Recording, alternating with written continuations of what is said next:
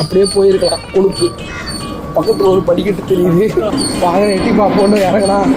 இது அப்படியே வேற வழியா, இது பயங்கர ஸ்டீப்பாக இருக்கு, இறங்கிக்கிட்டே இருக்கு. திரும்ப ஏறணும். தோத்துக்கிட்டே இருக்கீடா. 133 படியா. ஃபிளாஷ்பேக். வெறும் 300 தானா?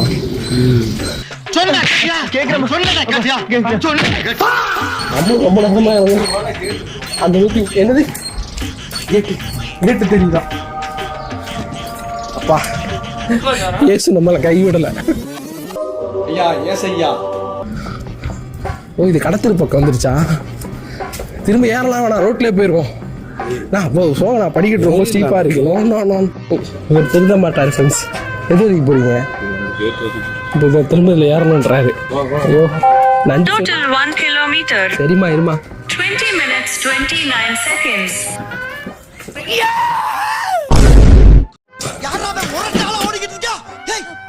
சுற்றி ஹோம்ஸ் இருக்கு. ஒரு அவங்கெல்லாம் ஒர்க் அவுட் பண்ணுற மாதிரி தெரியல, நல்லா தூங்குறாங்க. அங்கே தான் நாக்கு தள்ள நடந்துக்கிட்டு இருக்கோம். இப்போ திரும்ப இந்த படிக்கட்டு ஏறி திரும்ப மழை வச்சுட்டு போகிறோம். சால்டேட்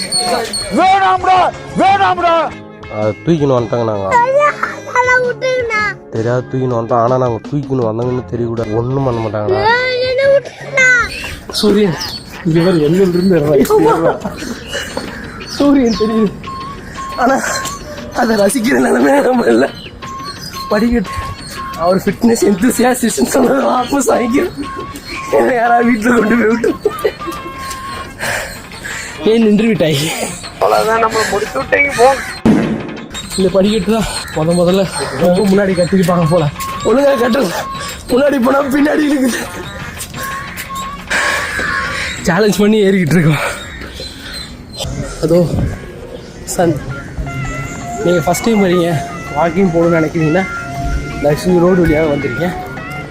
படிக்கட்டுலாம் தயவுசெய்து ட்ரை பண்ணிடாதீங்க, பாடி ஆயிடுவீங்க.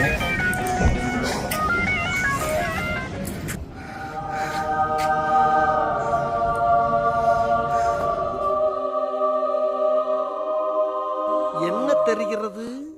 தோத்துக்கிட்டே இருக்கீடா.